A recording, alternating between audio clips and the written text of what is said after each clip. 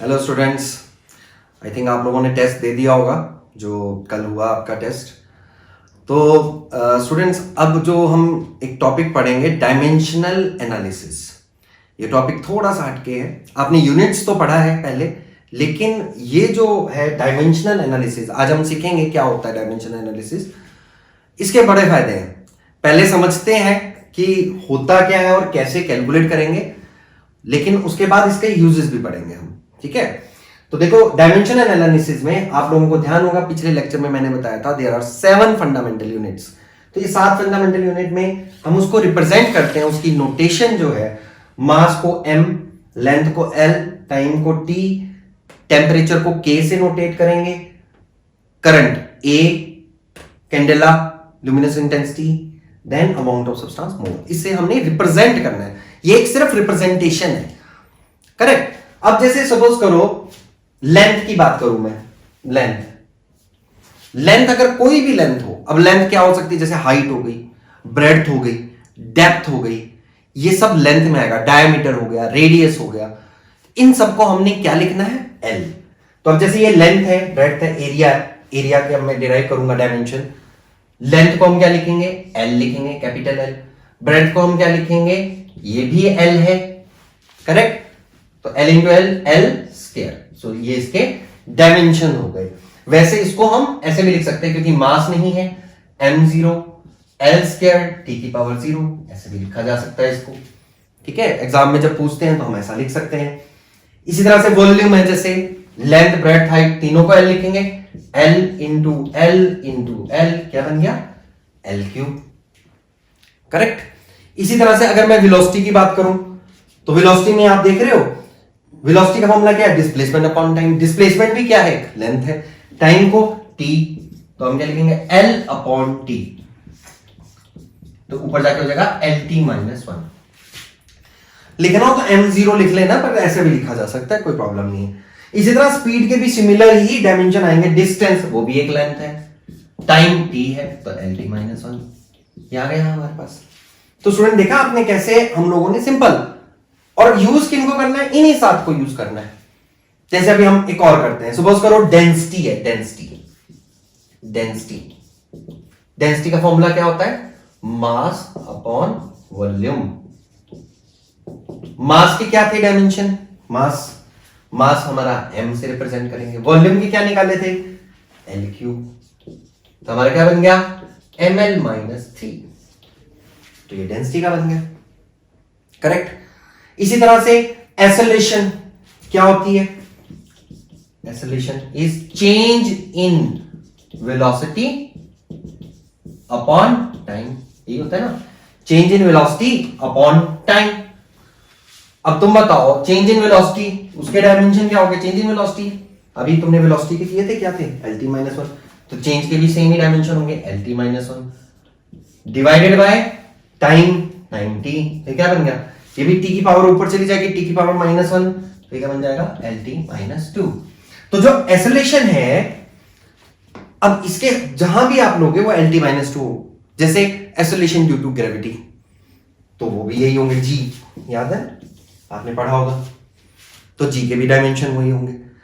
ठीक है, तो अब हम करते हैं कुछ एक और करते हैं, डायमेंशन कैसे कैलकुलेट करें। सो स्टूडेंट्स, अब अगर हम देखें फोर्स का फॉर्मूला सबने पहले किया है, मास इनटू एक्सेलरेशन होता है फोर्स का फॉर्मूला। मास के हमने डायमेंशंस क्या निकाले थे, m। एक्सेलरेशन का डायमेंशन अभी पीछे क्या निकाला था, lt माइनस 2, तो mlt माइनस 2 आ गया फोर्स का डायमेंशन, करेक्ट। अब फोर्स कोई भी हो, ग्रेविटेशनल फोर्स हो, इलेक्ट्रोस्टैटिक फोर्स हो, किसी भी टाइप की फोर्स हो तो उसका डायमेंशन ये रहेगा। इसी तरह से वर्क की बात करें तो फॉर्मूला है फोर्स इनटू डिस्प्लेसमेंट। फोर्स का डायमेंशन क्या है, mlt माइनस 2। लेंथ का डायमेंशन क्या है, l। तो ये क्या बन गया, ml स्क्वायर t माइनस 2। ठीक है, dimension ml square t minus 2। Then kinetic energy. अब स्टूडेंट एक इंपॉर्टेंट बात यहां पर, अभी तक तो सिंपल वाले थे सारे, जब ये कांस्टेंट्स आ जाए ना, हाफ आ जाए या कोई और आ जाए, तो उसको नहीं कंसीडर करना। जैसे अभी पीछे हमने एक करा था, एरिया किया था, तो कई बार स्टूडेंट पूछता है सर एरिया का फॉर्मूला तो पाई आर स्क्वायर भी होता है सर्कल का, तो अब इसका डायमेंशन क्या होगा? तो इसमें पाई को कंसीडर नहीं करना, कांस्टेंट्स को नहीं लेना, क्योंकि ये सिर्फ नोटेशन है। तो आर स्क्वायर है, जैसे नोटेशन मीन ये क्या बनेगा? L square only. इसके डायमेंशन एरिया के एल स्क्वायर ही रहेंगे। इसी तरह से अगर मैं यहां काइनेटिक एनर्जी की बात करूं, हाफ को कंसीडर नहीं करना आपने, ठीक है? कहीं ये नहीं सोचो हाफ खुश हो जाओ, हाफ नीचे लगा देते हैं इसके, नहीं। ये क्या आएगा? मास का m, वेलोसिटी का भी हमने पीछे किया था lt माइनस 1 था, इसका होल स्क्वायर। तो अगर हम देखेंगे तो ml स्क्वायर t माइनस 2 आया इसका, करेक्ट। इसी तरह पोटेंशियल एनर्जी देखो, mgh मास का, m ग्रेविटी, याद है एक्सेलरेशन ड्यू टू ग्रेविटी, इसके क्या आते? lt माइनस 2, और हाइट का l होगा, तो क्या बना? ml square t minus 2। क्या आप ऑब्जर्व कर रहे हैं?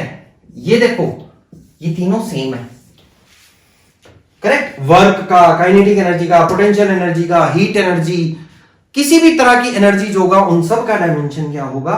ml square t minus 2, correct. हमने डिराइव करना तो सीख लिया, पर स्टूडेंट अगर ये याद हो ना तो हम थोड़ा जल्दी कर सकते हैं काम। कुछ एक चीजें जब बार बार आप प्रैक्टिस करोगे वैसे ही याद हो जाएगी। और ये मत सोचो, कई स्टूडेंट सोचे अरे इतने सारे फॉर्मूले तो हमें अभी भी नहीं आते। अगर आपको फॉर्मूले नहीं आते, डोंट वरी, इसमें सिर्फ हम डायमेंशन निकाल के ना सीख रहे हैं। अब बुक से फॉर्मूला देखकर देन डायमेंशन निकालो। अभी हमें सिर्फ डायमेंशन निकालना सीखना है, हमें इस चीज से मतलब नहीं है कि फॉर्मूले याद करने हमें सारे, वो सब कर लेंगे। इसमें इनफैक्ट आपकी बुक में स्टार्टिंग में +1 के भी फॉर्मूलाज दिए हुए हैं, +2 के भी फॉर्मूलाज दिए हुए हैं। हमें सिर्फ +1 के फॉर्मूलाज कर रहे हैं, +2 के फॉर्मूलाज नहीं करने हैं। तो आप अभी सिर्फ समझोगे, ये सब हम पढ़ेंगे। पॉइंट सिर्फ एक है, जब भी आप फिजिक्स में कोई भी चैप्टर शुरू करते हो, कोई भी नई टर्म आती है, तो आपने सबसे पहला काम क्या करना है? उसके यूनिट्स, उसके एसआई यूनिट, उसके सीजीएस यूनिट, देन डायमेंशंस। ये 3 क्वेश्चन हमेशा माइंड में रहने चाहिए आपके, और ये कहीं भी आ सकते हैं। ऐसा नहीं है कि आप ये सोचो कि बोर्ड में ही आता है खाली, नहीं, ये कंपटीशन में भी आते हैं, तो इसलिए ध्यान से करना है। चलो हम कुछ डायमेंशंस और करते हैं, ठीक है। सो स्टूडेंट्स, अब अगर हम नेक्स्ट देखें, प्रेशर का फॉर्मूला आपने पढ़ा हो पहले कभी, फोर्स अपॉन एरिया। फोर्स के हमने किए थे mlt minus 2 divided by area के क्या है? L square. तो क्या बन गया? ml minus 1 t minus 2। ये समझ आ गया ना? जैसे 1 कट जाएगा, इससे ये ऊपर ले जाओ 1 माइनस 2।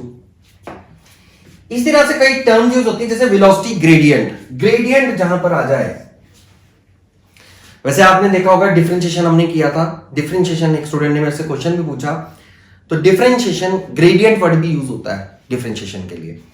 बट एनीवे, ये इसको हम dv by dx भी लिख सकते हैं, dv by dx like this. तो this is what change in velocity upon length, right. अब change in velocity change in velocity का क्या होगा? Again lt minus 1 divided by length का क्या होगा? l कट जाएगा, t माइनस 1 आ जाए। इसी तरह से देखो, जिसके साथ ग्रेडियंट वर्ड आ जाए ना, डिवाइडेड बाय लेंथ करना है आपने। अब जैसे प्रेशर ग्रेडियंट आ गया, तो मैं क्या करूंगा? प्रेशर के क्या डायमेंशन थे? ये थे ml minus 1 t minus 2 divided by length. तो क्या बन गया? ml minus 2 t minus 2। So this is what pressure gradient. इसी तरह से spring constant, again spring constant formula होता है वैसे F is equal to kx formula होता है। ज्यादा टेंशन मत लेना, कहीं सोचो ये तो बहुत सारे फॉर्मूलाज है फिजिक्स में। अभी सिर्फ हम डायमेंशंस निकालना सीख रहे हैं, कैसे निकालते हैं। आपने ज्यादा दिमाग नहीं लगाया, याद करने के लिए नहीं मैं बोल रहा हूं, कुछ एक बेसिक तो याद रखना ना, जैसे प्रेशर हो गया या फोर्स हो गया, वो सब तो याद रख लेना। बट जैसे ये सब टर्म्स ही आगे आएंगी तो आपको याद नहीं करने, सिर्फ निकालना सीखना है कि कैसे इसको यूज करता है। जैसे ये स्प्रिंग कांस्टेंट है, force upon length. Even surface tension एक टर्म यूज होती है, सरफेस टेंशन, वो भी फोर्स अपॉन लेंथ है। तो अब देखो, फोर्स अपॉन लेंथ, फोर्स क्या है? mlt minus 2 upon length l cut जाएगा, तो यहां से क्या आ गया? mt minus 2। तो हम ऐसे याद रख सकते हैं कि mt माइनस 2 स्प्रिंग कांस्टेंट और सरफेस टेंशन दोनों के थे। तो इस तरह से आपने ध्यान रखना है। इसी तरह से जैसे मैंने अभी फोर्स किया, मोमेंटम हम यूज करते हैं वर्ड मोमेंटम का फॉर्मूला होता है मास इंटू वेलोसिटी। तो मास के m, वेलोसिटी के lt माइनस 1, तो ये आ गया mlt माइनस 1। तो देखा आपने। तो आपने स्टूडेंट अब क्या करना है, ये सारे जो है डायमेंशंस अपने आप बुक में देखने हैं, फॉर्मूला और बना के देखने हैं, बस एक बार लिख के जरूर देखना है, सो दैट आपको डायमेंशन निकालना आ जाए। अभी मैं कुछ एक फॉर्मूलाज और बताता हूं, उसमें आपने अपने आप निकालने हैं, करेक्ट, अपने आप सोचना है कि कैसे डायमेंशन कैलकुलेट करेंगे, यूज यही करना है, ठीक है। नेक्स्ट अब हम करते हैं। सो स्टूडेंट्स अब देखो जरा, टॉर्क, टॉर्क टाउ से रिप्रेजेंट होता है, याद है ना, रोटेशनल इफेक्ट, कोई चीज घूमती है, ठीक है। हम ज्यादा डिटेल में नहीं जाएंगे अभी क्योंकि चैप्टर्स आएंगे आगे, उसी में डिस्कस करेंगे, बट फिलहाल थोड़ा बहुत आपने देखा होगा rotational effect, that is torque.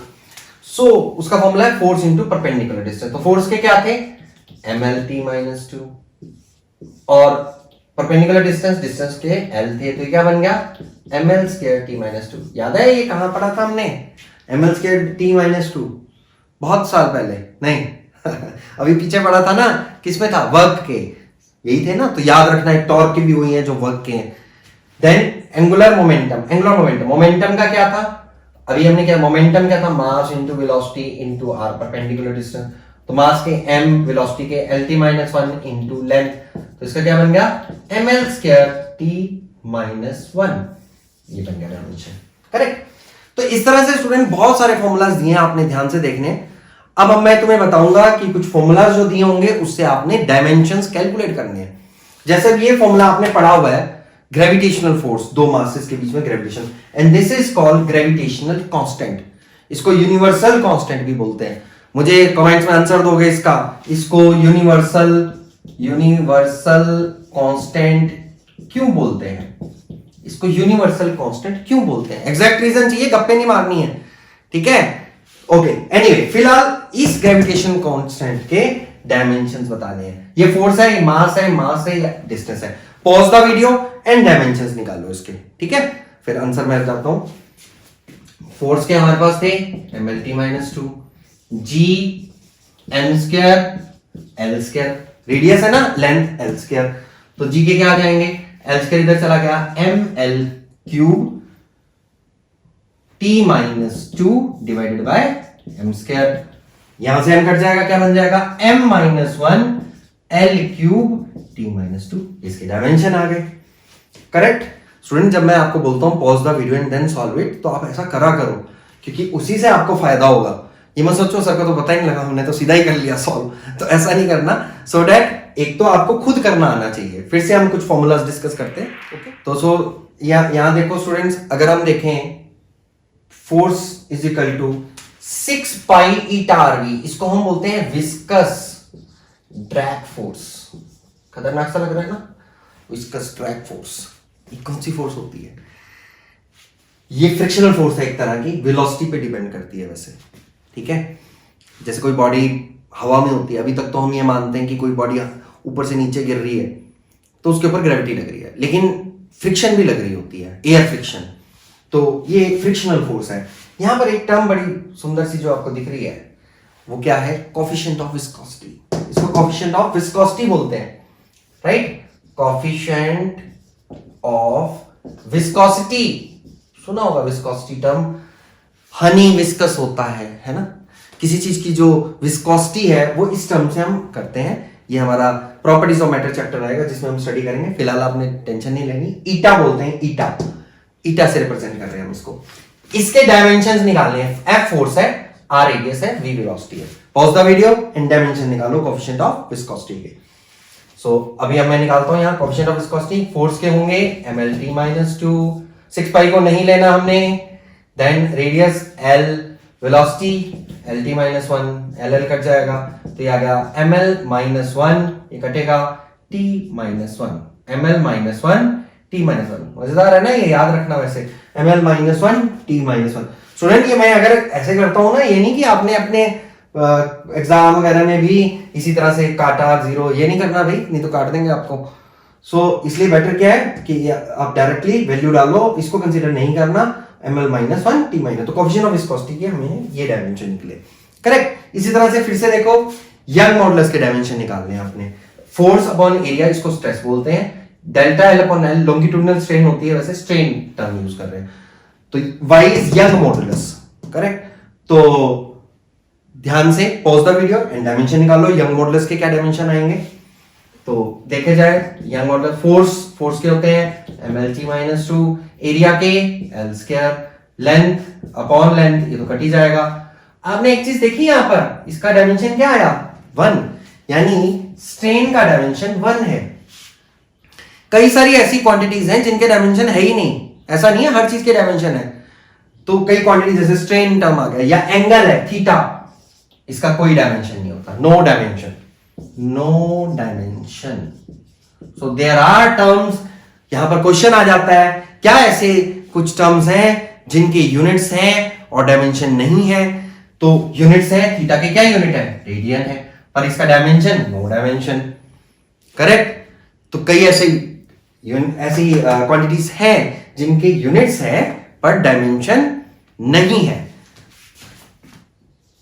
Units but no dimension. मैं लिख देता हूं, ये इंपॉर्टेंट क्वेश्चन है।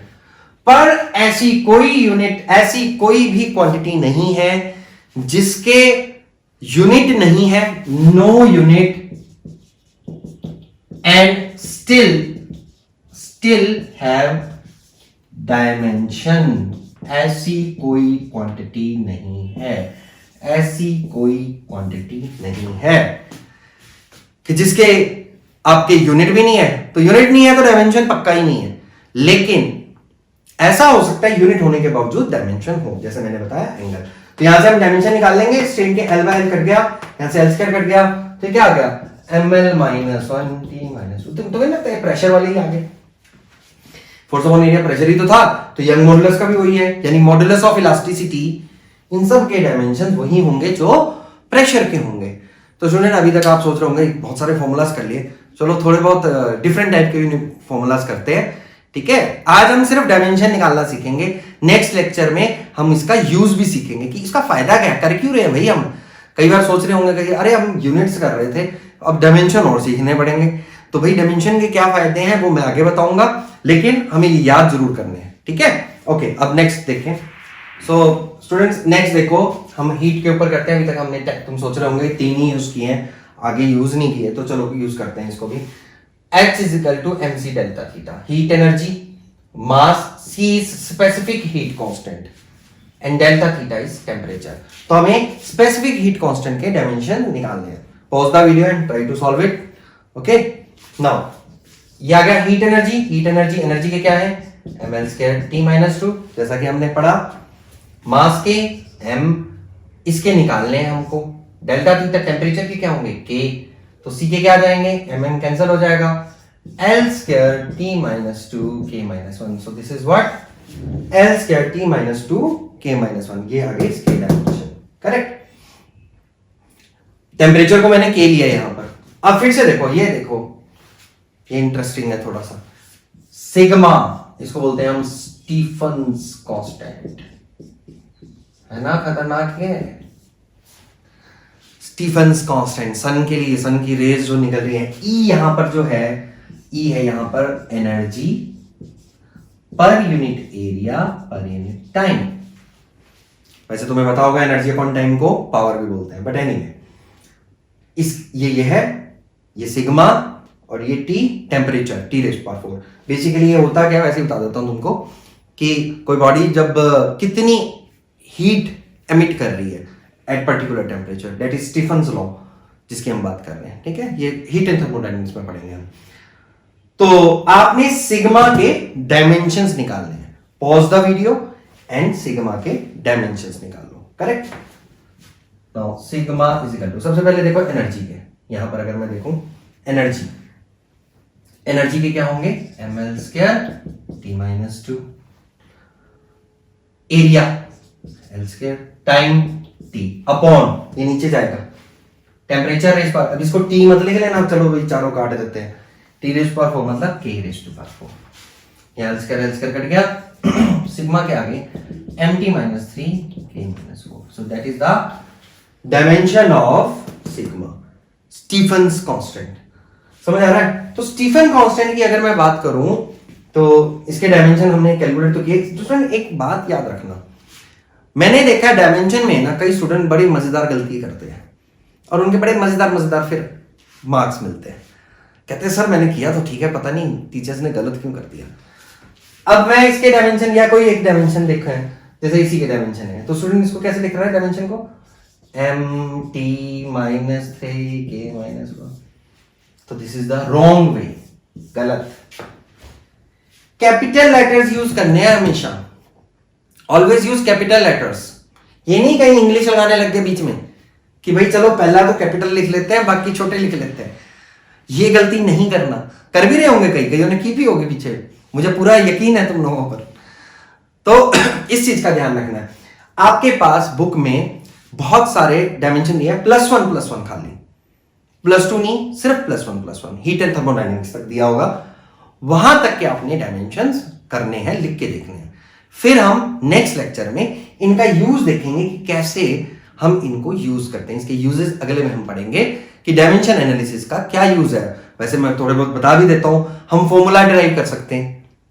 आपने देखा होगा काइनेटिक एनर्जी का फॉर्मूला 12mv² है, तो ये mv², v² कैसे आया, ये हम वहां से पता कर सकते हैं। फोर्स का फॉर्मूला है, ठीक है, कोई और फॉर्मूला है, जैसे एक सेंटीमीटर फोर्स का फॉर्मूला होता है mv²/var, तो वो भी हम थोड़ा बहुत बता सकते हैं, डिराइव कर सकते हैं फॉर्मूला की फॉर्मूला क्या है। दूसरा, हम ये भी चेक कर सकते हैं फॉर्मूला करेक्ट है या नहीं है इसी के थ्रू। सो नेक्स्ट हम इसमें पढ़ेंगे एक सिस्टम से दूसरे सिस्टम में कैसे कन्वर्ट कर सकते हैं वो भी। अब कई स्टूडेंट सोच रहे होंगे कि सर ये तो बढ़िया तरीका हुआ, फिर हम तो वैसे ही बड़े फॉर्मूले गलत कर देते हैं, तो उसको आप चेक कर सकते हो, ठीक है। तो हम वो नेक्स्ट लेक्चर में समझेंगे। मैंने एक क्वेश्चन पूछा है, ग्रेविटेशनल कांस्टेंट यूनिवर्सल कांस्टेंट क्यों होता है, कमेंट सेक्शन में आप बता सकते हो। उसका रीजन एग्जैक्ट होना चाहिए, बस एक ही, उसको यूनिवर्सल कांस्टेंट क्यों कहते हैं, करेक्ट। ओके।